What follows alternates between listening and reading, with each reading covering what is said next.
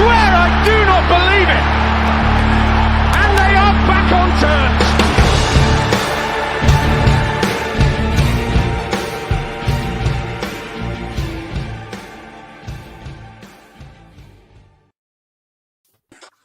Hello and welcome again to New York Talk. We have the task of talking about that Wycombe game. We'll do what we can. We're going to look back at the Wycombe game, look ahead to MK Dons. We'll be joined by an MK Dons fan, Liam, later on in the show to let us know what to expect more specifically from them. We'll look at the injury news, which is not amazing, and we'll go from there. We have Mick and Danny joining me today. Thank you for joining us. Hello. How are we doing? Are we all chilled out from Tuesday now, Mick? Oh God. Mate, I don't know. I don't know what to say. I don't, honestly. I mean, yeah. I read something on social media from some Wycombe supporter who said that Rotherham fans had already decided what were going to be happening in game and pre-prepared all the tweets and social media posts before the game. Well, we did know what we were going to happen before the game. We did. I mean, well, I said that. Did we really? Did we really know that it was going to be that bad? I don't know. It was just, yeah. We'll talk about it. Let's talk about the game, shall we? Yeah, it frustrated. I mean, on the way back, I had to not listen to the radio. I had to listen to some music just to get myself out of that zone of being angry. And I'll be honest, I got home and I still found myself frustrated about the whole thing. Danny, obviously we didn't speak on the night, but I seem to recall getting a message from you saying you'd rather stick a pin in your eyes than watching that. Was that still accurate? I mean, I've got them next to me if I have to. But on the way home, I mean, my poor mother, she encountered me in such a mood after that game. And first thing says to me, "Do you want some Mackies?" Yes. but no, it's like Mick said. I saw the tweets about them saying, "Oh, they've pre-prepared tweets and everything." No, we just know what your football club's like, lads. Like it's how Wycombe play. I mean, I saw a few of their fans saying we were doing the same. We were just trying to get round your lot. You know, it's like I saw something that said the ball was in play for 39 minutes in a 102-minute game. That's less than one half of football. Just frustrating. I mean, based on Wycombe's attempts to get back into Championship, if they do decide to sue EFL or Derby, I'm going to sue them for a loss of an hour of my life. Because they just, I mean, the thing is, that's how they play. I hate it. We hate it. But that's how they play. That's their decision to play like that. As a fan, just own it. If that's what it is, I don't understand why they're getting so. I'm sure we may have some Wycombe fans watching tonight. So, hello. I don't understand the defensiveness about the way that they played, because we all know the way that they played. Own it. If that's how you want to play, I don't like it, but that's fine. That's your decision as a club to play that way. Just accept it. Say, yeah, this is how we play, and be positive about it. The way they've gone off about it, we're allowed to not like it. And the way they reacted to that is crazy. Just play it. Just accept it and move on, guys. The thing they have to understand as well is that it might be frustrating and other fans might hate it, but it works. You know, and I think that's even more frustrating that no one's really caught them out with it, and they've just been able to build on it, and to almost get it to a point where they do it as a fine art. You know, it's like, granted, it's football that's not as fast paced and intense as it should be in the modern day, but if it works, why change it? You know, if it ain't broke, don't fix it. It's just that to everybody else, it's annoying when you're only watching 39 minutes of football, but you sat there for nearly 2 hours. Yeah. I mean, ultimately, our podcast usually, if there are any Wycombe fans watching, our podcast, live podcast, usually lasts about an hour. Subscribe. So I'll be back in a bit. Everyone keep an eye on the counter. As soon as it's 39 minutes and 18 seconds, it's like, right, we're done, off we go. Give me 3 or 4 minutes, I'll be back in a bit. Try and fake an injury, Mick, while you're away. Yeah, you sure you're not injured? Jesus. The bit that we'll move on to the actual game itself. But the bit that epitomises it the most, I can't remember the second. I think it was first off when Smith fouled their player, and the referee waved the physio on, and he didn't come on. So he waved him on again, and he didn't come on. A referee stood there like going like this, as if to say, "You're wasting your own time." And I'm sat there thinking, "This is what they want. You're letting them do what they want. They don't want to come onto pitch to make sure he's all right." I've never seen a physio time waste before in my life. Yeah, we're mad. Oh. Yeah. Yeah, I don't like it. It is anti-football, whether they like to call it that or not. It is anti-football. Not enjoyable. And it's only more frustrating as an opposition fan. You've got to understand that. It is frustrating. And they must get this week in, week out. So if it gets them promoted, good luck to them. Yeah. What I'm now dreading is, can you imagine if we meet them in playoff final? Oh, my God, no. Having nightmares about that. Yeah, well, I mean, I suppose we're getting our comeuppance for laughing at Oxford having it done to them in playoff final last year, or year before, sorry. So you know, upset Carl big time, and we all laughed about it at that point. So I suppose it's karma, really, isn't it? Yeah, I suppose at the end of the day, if they've upset Carl Robinson, I'm still a bigger fan of them than I am of Carl Robinson. So you guys, yeah. It's difficult to separate the game and the Wycombe, but let's try and separate it a little bit. There were several changes. Matic came in for Ehekwe, Josh Vickers came in for Victor, and Shane Ferguson came in for Mikael Miller, which is probably the biggest surprise change, but we'll come on to that a little bit further on. We really struggled to get into the game, Mick, and this is an obvious thing because there were only 39 minutes of it, but we just couldn't find a way, especially that first half. And I mentioned it to him when we were watching it. What happens with a team like that who's playing like that? When you do get a little moment, it then becomes precious. You've got to make that moment count. And it puts that extra bit of pressure. In the first half, we didn't deal with that. We didn't. There were no composure when we did have those moments. No, there wasn't, particularly at the back, I felt. We did start to play it long, which played into their hands pretty quickly in the game. That seems to me to have been probably a plan from the management team that's how we were going to play.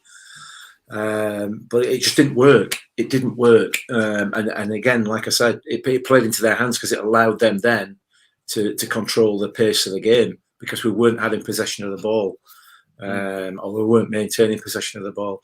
And for me, probably in my head, in my uneducated, non-football managering head, the way to combat a team like that is to keep possession of the ball. And that way you can dictate the pace of the game. And we didn't do it. We didn't do it, to be fair, other than a short period in that second half. We didn't do it at all for the 36 and 39 minutes of football that we saw. Yeah. But from a positive in the first half, Dan, and overall in the game is we didn't really look like scoring. They had that free kick, which Vickers made a good save against. Other than that, they didn't threaten, and that's a positive because they can score goals, to be fair to them. Yeah, I think Paul Warren summed it up perfectly when he said we just cancelled each other out.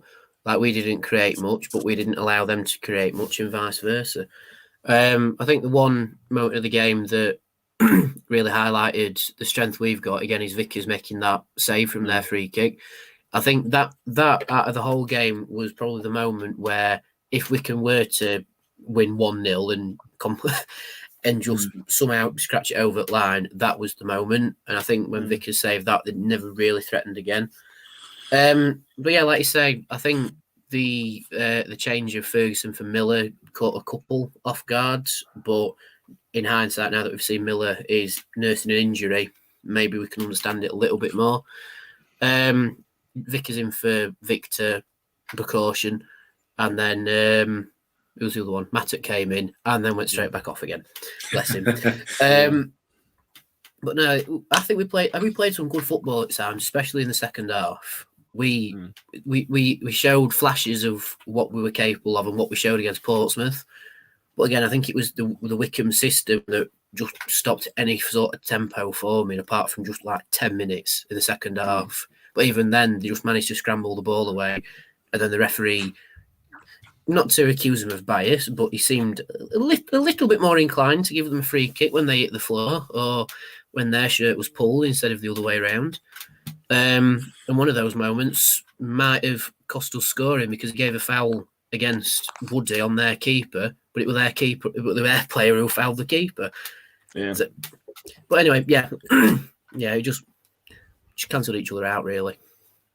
Yeah, I mean, I get the feeling that maybe some of the songs that we were singing to the referee maybe didn't put us in his good books. Maybe. Well, yeah. If you fancy a laugh, go and watch the vlog because I've caught it perfectly towards the end. Yeah, it was quite funny. Yeah, I was talking about the referee for 5 minutes because you know what he's like. He clearly wants the centre of attention, so let's give him his 2 minutes of fame, Mick. He did just want to be centre of attention. The sum it up, we've got the message here from Jamie. He was sat on the front row near where Matic went down. Near where was that? Matic asked the physio, and the ref kept saying, "Move off the pitch." Even the Wycombe players were high-fiving, and that's exactly what it was. Even the other players, it's just madness that and never rest at game. He wasn't bothered about Wycombe players, was he? He just let them sit there, and that one is move, and just like it's. I'm getting angry again, Mick. Yeah, when I saw it with Bobby Madley, I kind of thought, well, hopefully he's an experienced referee. He's refereed at the highest level in this country. You know, hopefully he won't take any of these Wycombe tactics. Won't take it lying down, and he'll deal with it. But what he actually did was he encouraged it. He just encouraged it. And I can't say how disappointed I am in his performance. I feel really let down by him, to be honest, because of that reason. He's an experienced referee, and yet he allowed a top level or a high level professional game of football of 102 minutes to last 39, and he facilitated that by his. I'm not going to say incompetence because it's not incompetence. He's not an incompetent referee. You know, he has proved that over the years. He is not an incompetent referee. I don't know what it is. I don't know why he decided to behave the way he behaved on Tuesday night, but it was appalling. It was shocking. I thought it was a little bit of arrogance. Like he thought he was above this level because I mean he's an ex-Premier League referee, and he has been up to some questionable things in his life that's somehow found him down in League One. But you could almost see the arrogance about how he carried himself and how he officiated certain things.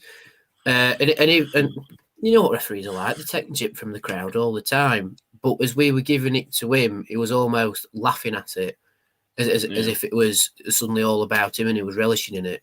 And maybe that's Premier League arrogance, I'm not sure. But I think if we had the capability to report referees for inadequate showing of professionalism, then fill the form in for Bobby Madley. Yeah, frustrating. So frustrating. We said this before game. I think we might have said it on the last show. When you play Wycombe, you need a referee who's strong, who's capable of standing up. And he just didn't. Wycombe probably couldn't believe their luck after the first 5 minutes where you see the referee. They couldn't believe the luck because it really did play into their hands.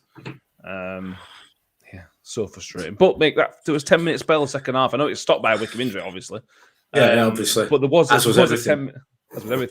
There was a 10-minute spell in that second half where everything started to click. Wilesy started getting them fantastic positions. Barlaser got on the ball a bit more. It was starting to click. Yeah, it was, and like you said, I mean, this is going to be a really tedious listen for everybody in it because that 10 minutes is all that we've got to talk about, and you've just summed it up in a few words there, and that was stopped again. You know, I went for a pee in second half, and a Wycombe injury stopped that and all. You know what I mean? It's like it's just it's just I don't know. I can't. This is really poor listening. It's really unprofessional in terms of a football-related podcast that we've got nothing of any sort of value to say about the way that game was played and we started to take control of it in that second half, much like we did against Portsmouth. We started to get a bit of momentum, and I'm sure we would have gone on. Had that incident where, as Danny's just alluded to there, the referee gave a foul on the keeper by the defender. Had the ball gone in then and that been allowed, then it would have been a different game altogether. Yeah. But they got away with it then, thanks to the referee. And then it just petered out again. It petered out to what it had been for the previous 50 minutes. You just can't get a foothold in the game, which I get. I understand, like you said earlier on, Matt. I understand why they do it. Well, no, I don't understand why they do it. I mean, the only reason I can think of that they do this is because they are not good enough and not got enough ability to do anything else in order to win a game. That can be the only explanation. I can't think of another one. Yeah. Russ Bailey, a team lying second place, comes and adopts style and tactics like that, says it all. The show us respect at the earliest opportunity time waste they took. How they are second is beyond him. I couldn't watch that sort of team every week and wished I was talking about referees' diabolical performance after a win, as people who weren't there think it's a moan about official because we didn't win. But those who were there know, yes, Russ, it was beyond shambolic. Yes, it was. Yeah. Well, I'm sure we'll come on. We'll fleet in and out of moans. But Joe Mattock, Danny. Joe Mattock. I really want that man. I love him. I really enjoy watching him play because he does care. He's been here for however many years now, and he is a very solid player. But I don't know what's happened to him the past couple of years. He just cannot stay fit for more than, in this occasion, 20 minutes. And the thing is, it's not a reoccurrence. It doesn't sound like a reoccurrence. It's a different ankle injury, which is almost worse. Yeah, I mean, it looked like the issue beforehand was that because he was getting on a little bit, the training was too intense for him. So they've put him on a training schedule similar to Woody's to keep him conditioned, but also match fit. But it's just really unfortunate that he's just come back from an injury that was caused from it being too intense. And now he's done a different injury because I think he's twisted his knee or his ankle or something. It's supposed to be his ankle thing. Yeah. So it's not even his Achilles. So it's like, all right, fine. The Achilles is fine, but it's just that it's not to point fingers or anything, not to point names and stick fingers or anything. But it might be a heavy challenge from Wycombe's point of view, where they've gone in hard on him and then he's twisted his ankle, because we've got walking wounded by the sounds of it, and it's all come from hard challenges. I think the only one that isn't an hard challenge is Ben Wiles, where he's just a bit under weather. It's like Woody's potentially out because... Well, he took a knock. Yeah, he did take a knock, yeah. But Woody's out potentially because he's got a massive mark on his leg. And Warney said in his pre-match for MK that he's watched it back and it's probably a penalty. He went in that hard on him. Smith got knocked about. Miller got knocked about. It's like... But with Mattock's injury, it's one of them where at least it's a quick recovery, because a twisted ankle, you just rest it and you're back within a few weeks. So that's one positive I can take from it. But like I say, I really want him just to have an extended running team, just have that window where he can show us what he really is capable of, what we know he's capable of. And until Angus is back match fit, he could be the best option on that left side. Then when we can play Harding higher up the pitch, because he's proved how well he can do it right wing back. But it's just really unfortunate with Mattock. And as the player who's got the highest number of appearances in the current squad, I think it's about 186 or so. I want him to get to 200 so badly this season. Miller's played with 200 appearances in the squad. But please, for the love of God, just stay fit, man. I think he caught his ankle in the turf, didn't he? On that way, it happened right in front of us, and he seemed to catch his ankle or catch his toe or whatever in the turf, and that's what caused it. So, like you said there, Danny, hopefully it'll not be too bad an injury, and it'll be a quick recovery time. Yeah, you mentioned Michael Smith getting ragged about. I saw a tweet from a Wycombe fan saying that Smithy should have been sent off. Smithy got ragged around somewhat rotten on Tuesday, and Wycombe fans basically thought he was dirty. There's several tweets thinking Michael Smith. If that's what they think, all right, Sam Vokes should have been sent off then. Yeah. It was that incident which I made another physio who didn't come on, that challenge, Apparently, that was a shocking tackle.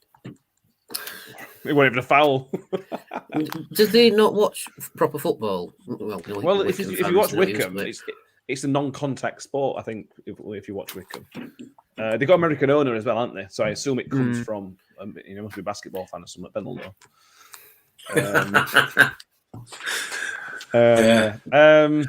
So maybe he's trying to. Sorry, if they've got an American owner, maybe he's trying to make it more like American football, with a stop-start. So what he's hoping for, as things progress, as Wycombe become more established, they'll be able to get some adverts on during breaks in play, throw-in. When there's a throw-in, we'll get an advert on screen. Leave it 10 minutes. We can have a shampoo one. It could be one for the head and shoulders. Exactly. Yeah. My hair feels beautiful and all that sort of stuff. Head and shoulders by Gareth Ainsworth. Right. He wants to get his band on at half-time for half-time show. That's what it is. Yeah, well, exactly. Yeah. So we could start half-time sort of 10 minutes before the end at first half. Get the band, bring band on, and still play around it because ball won't be in play anyway, will it? So I'm not hurt anybody. We've got a business plan here for Wycombe. I think we should submit this to Wycombe owners. We might get some free tickets for their games that we could use. I mean, by the time they actually get round to doing it, who knows when it'll be? That's the problem. Not looking like. I'll have to be a big break in between thinking about it and actually doing it, won't there? We must sound right petty, I think we probably do, yeah. We know how we sound. Yeah. We know how we sound, and we're not sorry. Before we move on, what I will say is this: I completely understand how annoyed Darren McAntony was last season. Season before. Like we gave him a lot of grief for being that annoyed with Wycombe and how they've made it to playoff and they've missed it, and we gave him a lot of grief for it. But now I understand it, Darren, and I can understand why you're so happy that Peterborough are now above Wycombe. It probably won't be for too long, man. But I can understand why he was so annoyed with it, and I can understand. If he wouldn't have brought us into it, everybody would have been fine about it. People would have probably backed him up on what he was saying, but. Not going to back you up if you have a go at us. Yeah. Oh, well, bygones be bygones, isn't it? Yeah. It's difficult to pick a man at match, Mick. But for me, it was Ben Wild. I thought Ben Wild was superb. His forward runs are brilliant, and the way he can just take the ball past somebody in different ways. It can be skillful. He can sort of knock it past them. It can play a dummy. He's just building into this player that we're always being told how good he is. And we are now seeing that. We are definitely, without a doubt. And a lot of the times, those runs he makes, we don't see because the ball don't get to him for whatever reason. And you don't tend to see it quite so much. But it was highlighted a little bit more the other night because you could see the runs, but Dan Barlaser wasn't able to get the ball through to him because they certainly took Barlaser out of the game. So they obviously identified his ability and he wasn't able to play those passes that he usually does so. But yeah, I thought it was excellent. I thought it was absolutely excellent, Ben Wiles. Really good. Yeah. Shane Ferguson down it. This is not really positive. I thought he did okay, but he looked sort of scared to put the ball in the box. I want to see him get his foot around that ball because he's got a stunning left foot. But every time he just sort of second-guessed himself and came back. And we needed that bit of pressure put in the box. I was quite disappointed just from that sense of his performance, really. Yeah, I agree. Actually, I wanted him to see him knocking more balls into the box. As you never know, it could have either ended with Smith getting his head on it, or a free kick to Wycombe. And I think we know which one it would have probably ended. Well, yeah. But maybe that's why he was a little bit scared to get in, And I think that might have been why the intensity dropped towards the end in like the last 5 minutes or so, just because our players just had the look on the face of, well, we're not getting anything. And it's almost as if they not gave up per se, but completely lost any fire that they had because the 10 minutes were just taken away from them by silly decisions. But I think with Ferguson, I don't know. It could be that, or it could be the fact that there was no space to put the ball into the box, and because the experienced player that he is, he looks for the space rather than just knocking one in just for the heck of it. But hopefully we see a little bit more from Fergie in the next game, and we probably will, because MK are a completely different side to Wycombe. Oh, God, thank aren't Christ. they? Imagine playing Wycombe every week. Imagine watching Wycombe every week. Good Oh Lord. God, don't stop it! Stop it! Just not. Don't, Danny. Yeah, I know you said about 10 minutes, but I think when it got to 10 minutes from time, I think it was almost a point of, right, let's not get his pants pulled down here. Let's just get out of here with what we've got, because it could so easily just gone the other way. If we kept going for it, you would have left gaps open. And at the end of the day, a point's not a bad result, is it? It's not what we wanted, and it's exactly what Wycombe wanted, but it's okay at the end of the day, I suppose.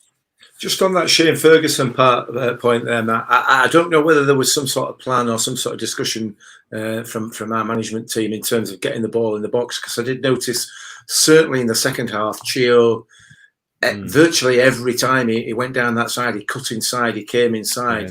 Yeah, he never really went wide. I don't know whether they were a bit worried about that old Ten Bobhead who were central defence for massive them. One.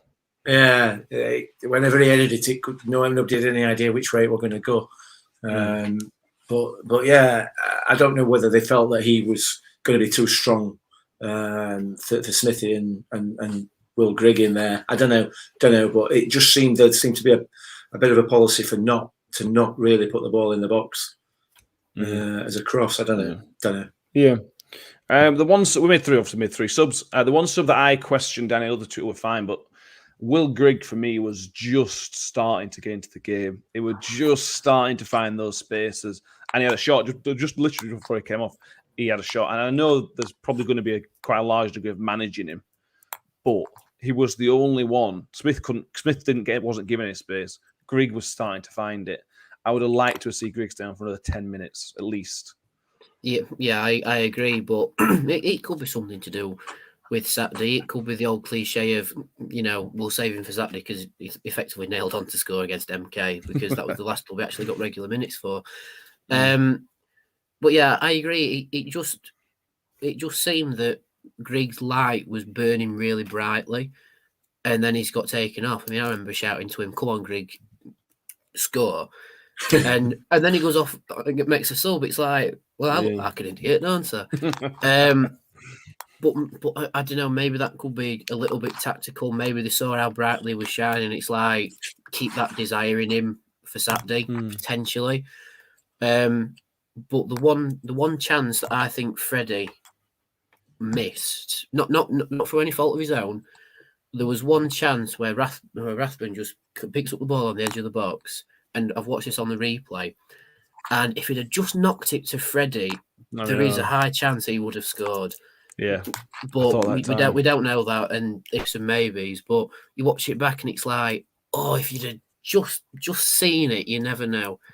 But no, I agree. I think Grigg went off maybe 10, 15 minutes too early. Are you all right, Danny? Is everything all right, mate? Are you telling me you've actually watched this game back? Yeah. Yeah. He had to vlog, didn't he? Oh, man. I am so sorry. Basically, I was sat. My mum said to me, "You're gonna have to watch this game back, so we have some good points for the podcast." And she was sat with a gun to my head, and made sure I watched it back. Yeah, brilliant. Right. Just a word on Freddie. Go on. Quick word on Freddie. I thought he did really well when he came on. I mean, he didn't really get himself into any particularly good scoring positions. However, everything that we've criticised him about in the past, a work rate, was all there. It was all there on Tuesday night, and it was just unfortunate. It was unfortunate that it came up against the Wycombe side that weren't going to let anybody play, let alone a striker. So, and just a big shout out for what he did afterwards with that, with his giving his shirt to that.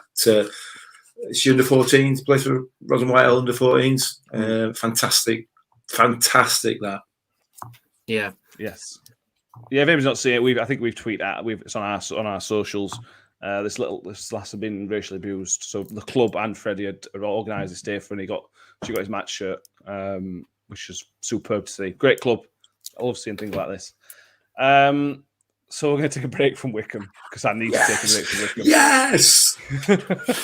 we'll come back to it later. So what we're going to do, we're going to move on. We're going to preview Saturday afternoon We're going to MK Dons. It's going to be a good day. I'm looking forward to it. It's going to be a good game. And Liam Connolly from the MK1 podcast is joining us to tell us what to expect. Thanks for joining us, Liam.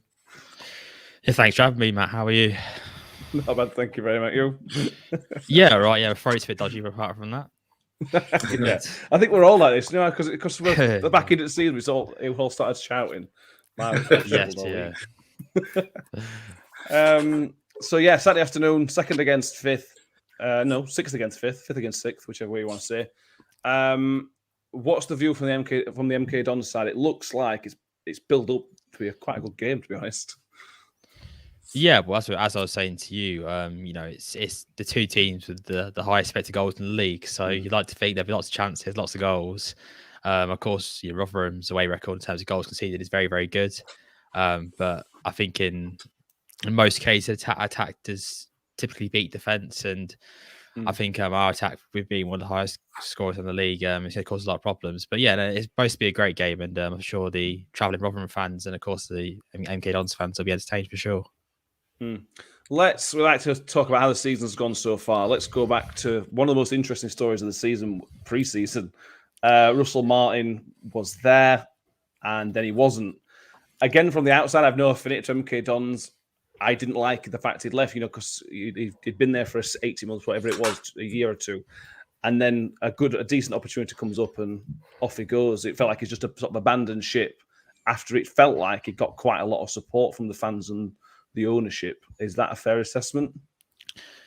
Yeah, I mean, when we spoke to the man ourselves several times on the podcast, he came across as a really genuine person who, really wanted to elevate the club to the place where, quite frankly, it needs to be, and which is the top two tiers of English football. But if things happen, and with the likes of Swansea, I think I grew to understood the decision, which I'm not sure some fans still have, which is completely understandable. It was a really difficult situation to be in, and the way he left was absolutely shameful. But with the way we recruited our manager, and Liam Manning was a very similar way. Admittedly, it was a much lesser club in Lommel, but it was still the same sort of mantra behind it in terms of leaving a club before the start of the season. But yeah, listen, it was a shame. It felt like we were let down a lot, and of course, going to Bournemouth for the first Carabao Cup game of the season and getting absolutely battered wasn't exactly great, especially when Russell Martin, who had presumably agreed to leave before even telling the fans or the public knew, was managing the team, and you could just tell they'd given up on the situation. They knew during the game that he'd left, and yeah, it was a very situation. But fortunately, we're past that period now, and Liam Manning was playing pretty good football. Talking about Liam Manning, because I've never heard of him before. I don't know if I should have done. Where's he come from? Has he come through the club or elsewhere? So he's probably most well known from being from the City Football Group. Okay. So he was, prior to that, with West Ham and Ipswich as a youth coach. But yeah, he started off at New York City working as a sort of academy director of coaching. He went to Lommel for a season just to be the first team manager. Took them from being almost extinct to, I think, second in the league in one season. And of course, was preparing for his second season in the job, which is when Liam Sweeting and Pete Wincott approached him to become a Dons manager. After a few interviews, he became manager. But yeah, it's a fairly similar play style to Russell Martin was in terms of keeping lots of the ball, being patient with it. But at times, it's much more fluid and much more flexible than Russell Martin's style of football was. So if we do need to hoof it, we'll hoof it. There's no like rigidness in terms of that. And yeah, so far it's paid off, and we're playing much better football. Yeah, and you've got to be happy with pre-season chaos to be 6th after where we are. Must feel like a really good start. Yeah, and we've had one of the toughest schedules in the league as well. It's typical, of course. It's classic MK Dons that we go to a Shrewsbury and Doncaster, lose both, and then go play Wigan on Tuesday night when it's absolutely raining really heavily. And will be the best events in the league. So it's just that's how it works, unfortunately. But yeah, no, it's been a really good start, and if we see the trend in terms of playing well against the good teams, it bodes well for us on Saturday. Yeah, no, actually, I see we've already played Sunderland, Wigan, Wycombe, Portsmouth. You've played a lot of good teams already, so that's sort of good. We've had an okay start. This run of playing Pompey, Sunderland, and Wycombe is our first real test, but you've already had those tests, so I suppose you're looking forward to an easier period soon, hopefully. Yeah, well, you say that, but we can't beat those teams. So maybe the difficult period is playing these worst teams who, just sit back in their like low to medium blocks and don't really want to play against you properly. Whereas a team like Rotherham, I'm sure will. Yeah, let's talk about some players. Who should we be watching out for? Like, you say you scored a good amount of goals, high expected goals. Who should our fans be watching out for as the big threats? Yeah, the obvious one is Scott Twine. 8 goal contributions in 13 starts. They've been the poster boy for this campaign, really. Sits in that 10 role and really dictates the whole game. Really key on the counter-attacking in terms of when we're backs to the walls. He's the guy in the middle who sort of plays the strings in the whole team, really. So he'll always be a guy to watch out for. And I think if Paul Warne isn't setting up his team to focus on Twine, he's giving him a long afternoon, I think, quite frankly. Peter Kioso also second highest goal scorer with Troy Parrott, right wing back. I'm not sure if he'll start, which is interesting because him and Watson, who's the other right wing back, have been rotating a fair bit this season. But yeah, he's been a real aerial threat in terms of the box, and he scored 2 pretty big goals, quite frankly, this season, the last couple of games. So yeah, he's always been a threat, and getting him from Luton was a bit of a steal, quite frankly, on deadline day. And he's actually the only Manning signing in the squad. So yeah, he's been proven to be quite a decent signing. And one from the Russell Martin era is Matt O'Reilly. A bit deeper this season compared to last season, but him and now David Kasuma have both been excellent, sitting in that pivot role, just keeping the structure of the team really solid. And the past couple of games, admittedly, it's been a bit difficult for them because they've come against opposition who don't really want to play against them. But when they do have teams when they want to actually press them properly and play against them properly, they really show their quality, and the distribution is absolutely incredible. What sort of style are we looking at? A team that can knock the ball out nicely, and also how formation do you set up? I said mentioned wing backs. What formation does that fit into? Yeah, so typically it'd be the 3-4-1-2. Now that can change to a 3-4-2-1. It all depends on if Troy Parrott's on the pitch. Because initially Troy Parrott set out as a striker, but he can often drift into a second number 10 alongside Scott Twine. But yeah, a lot of our players around width, unfortunately, for you, Dan Harvey is missing on a Saturday through suspension because he picked up his 5th yellow card against Wigan on Tuesday night. Yeah, already. Yeah, well, he's a feisty player, so he likes a good yellow card, that's for sure. I thought Joe Matip would bad. Yeah, well. So yeah, it's looking like it'll be Zach Jules, left wing back, who isn't as attacking as Harvey, but he's been getting forward in a few games of the team this season and played okay. But yeah, him and Kioso, or if it's Watson, are going to be pretty key in the wing back roles, just to give us that bit of width and try and break up the play and give O'Reilly and Kasumi that space to actually get the ball and do stuff with it. But yeah, it's a 3-4-2-1 system that relies heavily on being very patient with the ball. They're comfortable with the ball. And look to basically be up to who makes the most mistakes in the game. I think will lose it, and the team that can capitalize on that, which I'm sure both teams can with the as high as chance creation they have done and the goals they've scored so far this season, can do. I'm looking forward to it. It should be a good game. I mean, to be fair, after Tuesday night, watching under 9s game was more entertaining. So that's how we're all coming into it. I think it lasted as long as an under 9s game as well, didn't it? 40 minutes, 20 minutes each way. All right. Yeah, sorry. Thank you very much, Liam. Do you want to give everybody a shout? Let them know where they can find. If you want a more in-depth MK Dons preview, where can they get you? Yeah. So the MK1 podcast, Spiritual, all socials, and on all your podcast platforms. So yeah, give us a search MK1 podcast over there. Fantastic. Thank you for joining us, Liam. Good luck for the rest of the season, except Saturday, obviously. Yeah, same to you. Thank you. Thanks again. Cheers, mate. Thank you. Cheers, Liam. Thank you. Take care. Cheers. So there we go. I'm looking forward to Saturday. And like I just mentioned then, I think it may be a little bit to do with how Tuesday went. Is it? Isn't it?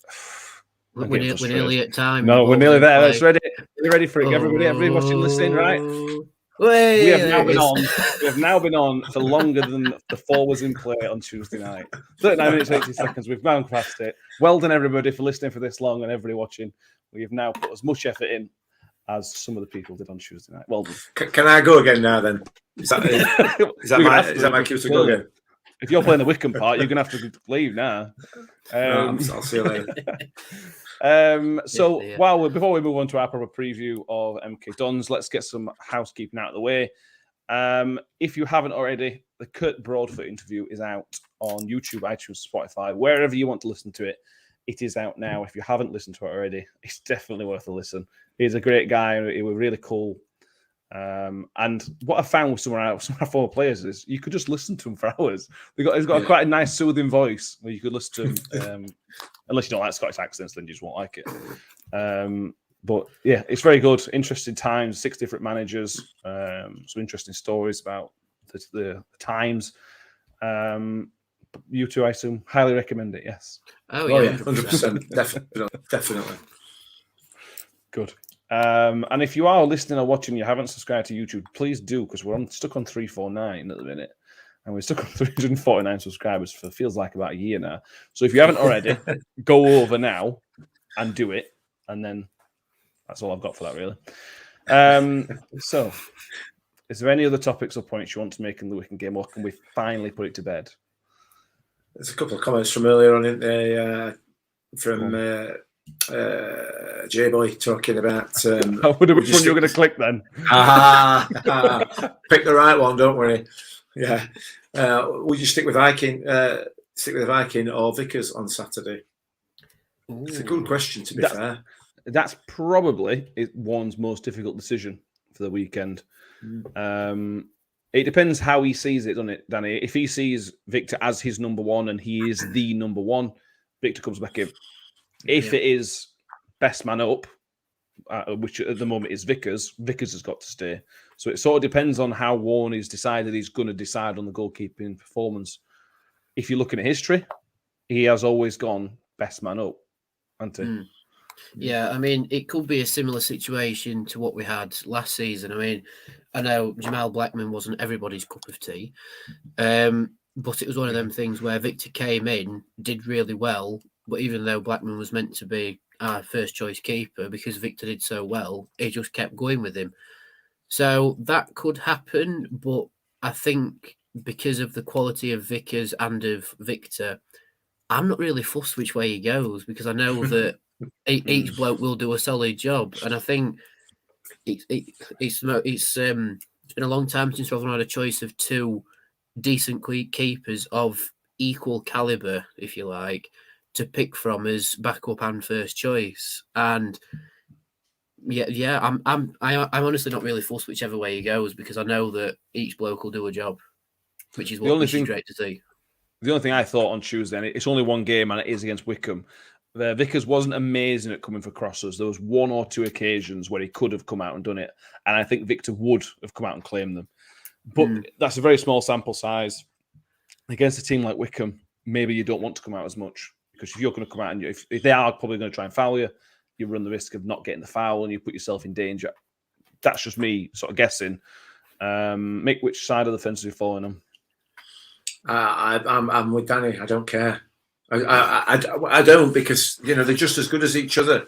I think. I think probably Victor probably just shades it in terms of his confidence and his command of his area and command of his defence. I think Victor probably just about shades it, but I don't really have a problem with Vickers. I thought he had a really good game the other night. Really, really good game for a player who's making his full league debut a season and a bit into his time with the club. You know what I mean? It looked like he'd been there for a season and a bit. Yeah, it is. Graham H67 is with us on YouTube. He would go for Victor. I would probably do that, Graham. If I'm that, I would probably go with Victor just because of that commanding of your area. If they're all level on everything else, command area is crucial. I mean, maybe if MK Dons aren't going to put if they are a more football based team, they're unlikely to lump it as long and go as direct. But they are going to have corners and set pieces, so it's difficult. Glenn McGarry asks, do we know when Lindsay will be back? Well, I know he's back training on grass, which, based on my bad memory, that would normally mean a couple of weeks away from the first team squad. Danny, does that sound about right based on what you can remember? Yeah, and I think Lindsay will probably be back after the next international break in terms of pushing the match day squad. But Ante seemed to have come back really quickly. It's like I know Warren said that with Lindsay, if you give him a time frame of 6 to 8 weeks recovery, he'll make sure it's 6 weeks, and he's done exactly that. And now it's almost as if he's there already. You know, he's recovered, and he must have like some sort of Deadpool healing ability to be back that quickly. So yeah, and it's good to see him back on the grass again. But I think, would we play after Shrewsbury? Cambridge, I think. Cambridge at home. I think he might just make the match day squad for Cambridge. Yeah, that's probably a good I shout. wouldn't put money on it, but... Yeah. Well, there's the good thing that we talked about the other night. This is a good time to come back from injury. The Man City game is coming too soon, but you've got the Bromley game in the FA Cup, which we can use because it's the FA Cup. All right, we want to win, but you can use it. And then you got the international break where there'll be a game or two behind closed doors, at least one behind closed doors. So it's a good time to come back. If he came back on the 15th of December, then there's no time. It's, balls to the wall games. But now he has got that opportunity to sort of slowly bed people back in. Lindsay, Graham says him again. Lindsay will have to impress to get back in that side.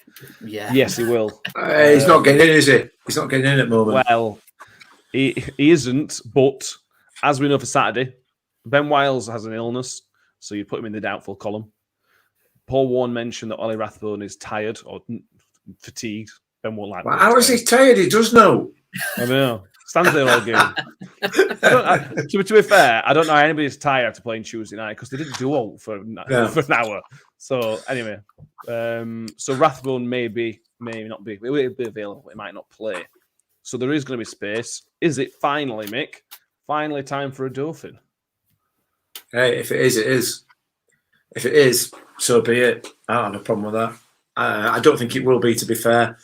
I suspect one is probably erring on the side of caution. It depends what Ben Wiles' illness has done it. If it's COVID related or whatever, he might be out for a bit. If it's just a stomach upset or whatever, then it should be available and should be all right. So we'll have to wait and see. But yeah, I don't have if Hakeem Duffin has to come in, so be it. No big deal for me. Yeah, we possibly lose a bit of energy though, Danny. Him and Barlaser are of similar ilk. I think Dauphin is probably a bit more energetic, but there is always that issue when they played together against Scunny, and I know we're only in Papa John's, but they did sort of step in each other's toes a little bit. So that's maybe a minor concern if Wiles and Rathbone can't play. Yeah, I think so. But I think with Rathbone, he just needs to have Friday off, and it's like, right, you just stay in bed and rest up, son, you'll be fine. But yeah, maybe it is a Doffin's chance to get into the team a little bit, depending on how we set up in midfield. I mean, if Ben Wiles is out because of his illness, like Mick says, if it's COVID related or if it's a stomach bug and he needs a little bit of recovery time, then I expect Sadlier to come in. Because it's one of those things where we've got someone in it who can do a job in every position, which is great to see.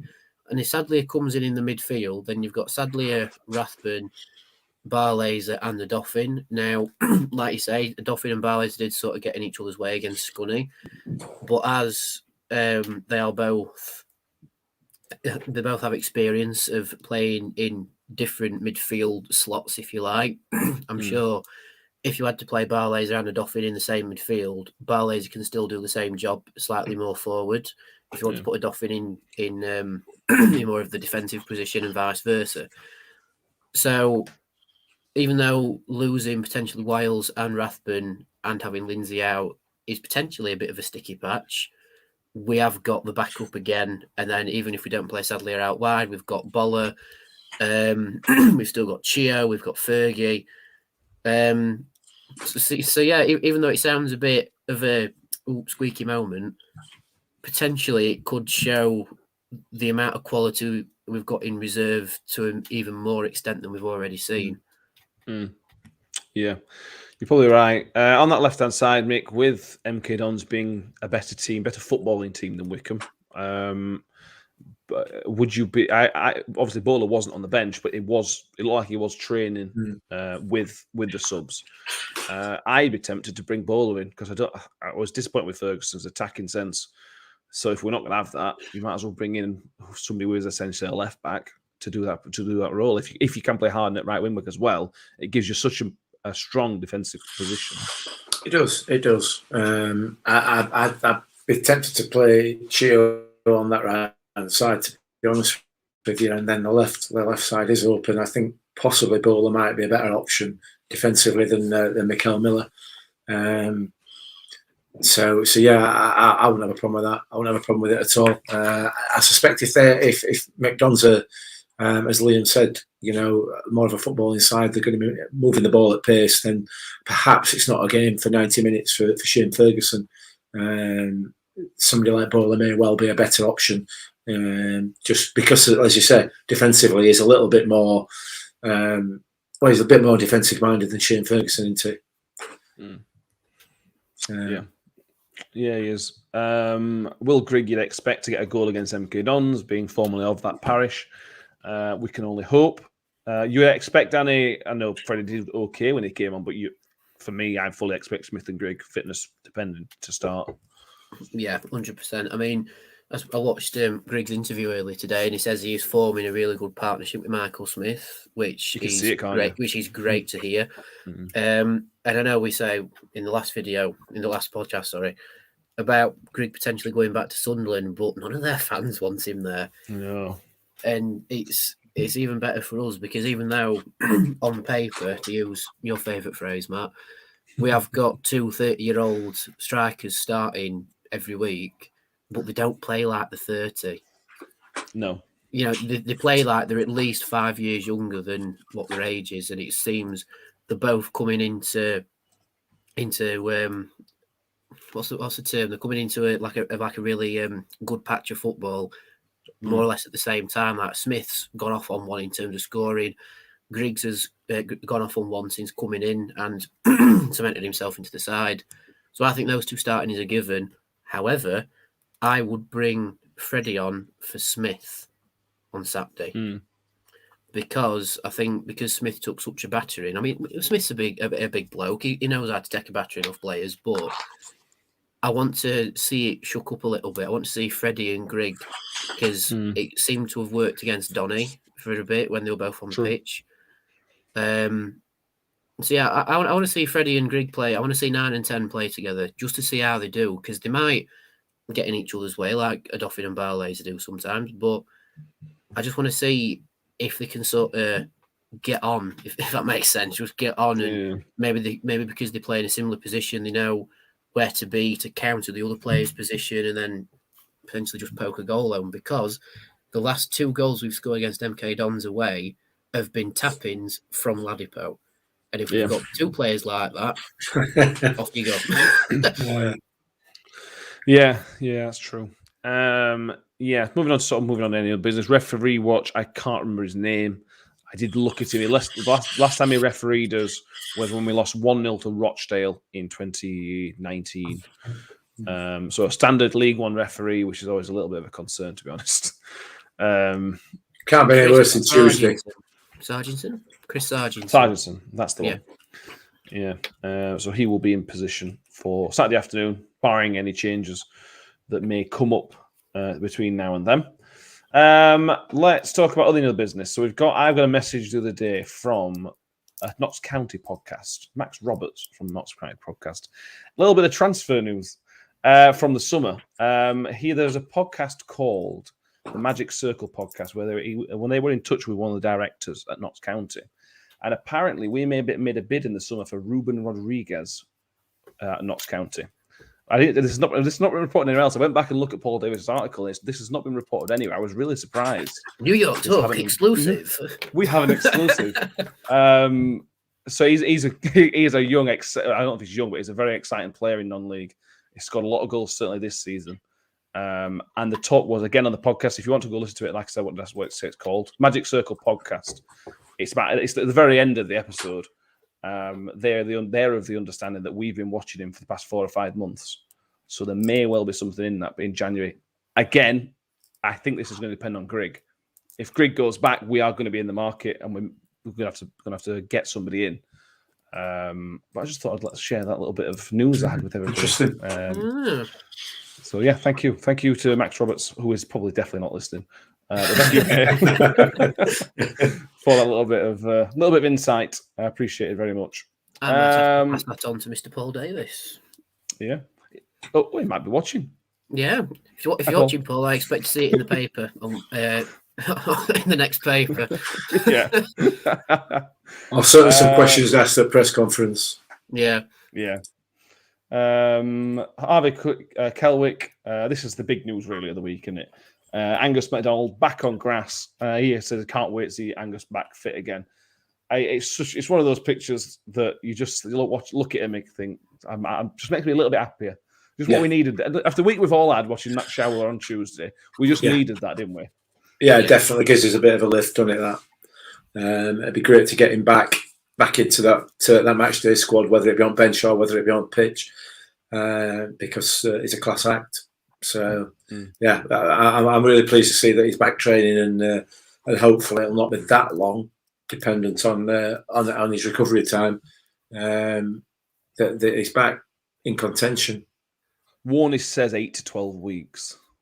Yeah. Maybe this side of Christmas, but it seemed not a very convincing maybe.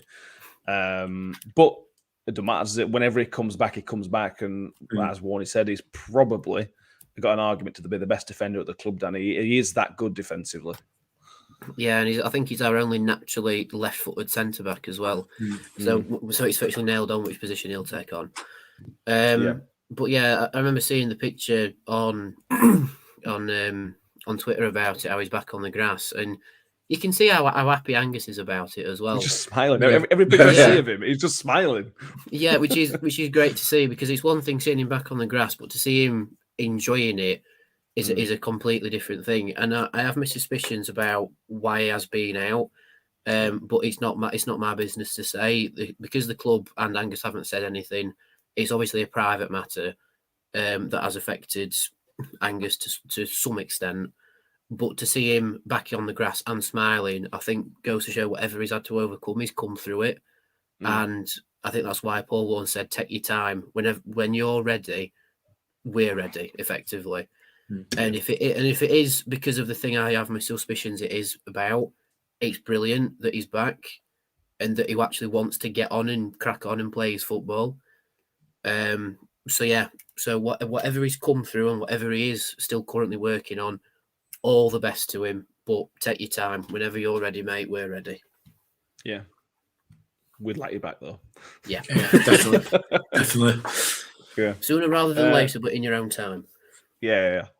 If you start playing in January, we'll just pretend you're a new signing. That'll be fine. Yeah, exactly. As Graham says, Angus equals more competition. When he gets back and Mattock's fit and Icky's back, we're gonna have people on bench who walk into every other League One team defensively. That's how good we are at the minute defensively. So, or can be when everybody's fit. John C thinks Warney will start with Freddie on Saturday. Let's wait and see. With the Grigg connection, I think it'd be daft not to start Grigg. Warney's talked about this in the past about players going back to former clubs. And football's one of them stupid little things where things don't really make any sense, and these things just happen. They do just happen in football. So let's get on board. Lewis finish on Liam McGarry, who asks about Coyote. He asks, would you give Coyote a loan out second half of the season? Guarantee some first team football. As he mentions, it's probably dependent on what happens with Grigg. Yeah, Mick, I really want to see Coyote play, but he rightly can't get into the team to start. For me, he should be third choice striker. Freddie's done nothing better than Coyote this season, other than Freddie scoring a couple of goals in a pointless competition. Yeah, possibly, or at least alternate it. I think for me, I wouldn't be sending him back out on loan. I think we've discussed this a few times on the podcast that he's got two players there in Michael Smith. It's three players, Michael Smith and Will Grigg and Freddie, are vastly experienced strikers to a greater or lesser level, if you like. It's a fantastic learning environment for him. So no, for me, I think he should stay. Because also not only that, one injury in that front those strikers puts him, possibly with a start. So no, I keep him. I wouldn't send him back out on loan at all this season. I'd let him train with the best. Yeah, I'm same camp, Danny. I assume you are. Yeah, I think so. I think to send him out on loan when this has his potential, this has his potential, sorry, to be the season. It could be a breakout at Rotherham United, and he said he wants to do that with us. But I think as a player, you also need to learn to seize your opportunity. And I think with Coyote, that opportunity is coming. Like Mick says, if either Smith or Grigg, or if we lose Grigg, then that could be his chance to step up. Like he's come on and he's had minutes with us, and he's done well. But as a senior player, you need to learn to take your moment, and it's just waiting for Coyote. It's going to present itself on a plate, and then that'll be his chance to announce himself, if you like. But every time he goes towards goal, I can feel the North Stand just willing him to score. Like, oh, it's there. He can do it. He just needs to do it. But I agree. Don't send him on loan. Keep him here. Keep him being a student of the game. Keep him progressing well in our system rather than trying to learn somebody else's system. And even if his breakout doesn't happen this season, will probably happen next season, because he is the sort of player where when the opportunity is there for him, he will take it because he's desperate to take it. That's it. Yeah, he wants to be here. And as Graham points out, we'd have to bring in another striker before you could even think of letting him go. And that's not an easy thing to do. So I think I've touched everything. So what I will get is all this out. So if you can, please do subscribe to us on iTunes if you're listening. If you're watching on YouTube, or you're not watching on YouTube and watching elsewhere, please go over to YouTube and subscribe. We would really appreciate that as well. As I say, I'll keep mentioning this for the next couple of weeks. Go and watch the Kurt Broadfoot interview if you haven't already. If you're a fan of Rotherham United, you'll want to watch it. It's really, really good.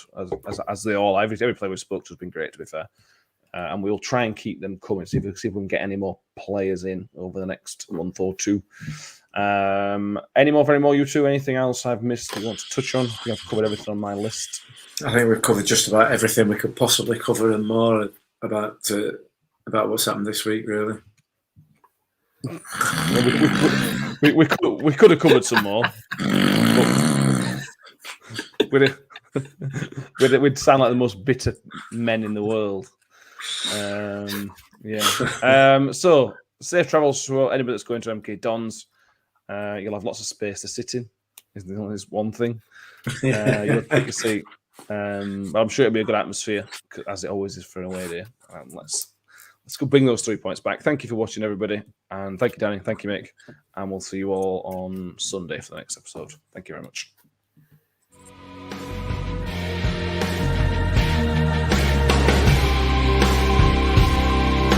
Freddie's on one-on-one. Freddie turning shoot. Can Freddie shot?